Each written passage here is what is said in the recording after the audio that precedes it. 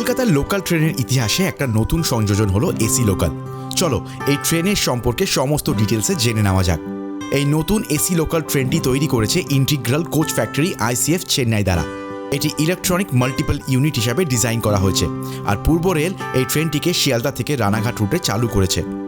12টা সম্পূর্ণ air condition বগি, নরম cushion seat, শীতল বাতাস আর সর্বোচ্চ 110 কিলোমিটার প্রতি ঘন্টার গতির স্পর্শে যাত্রা হবে আরামদায়ক এবং দ্রুত।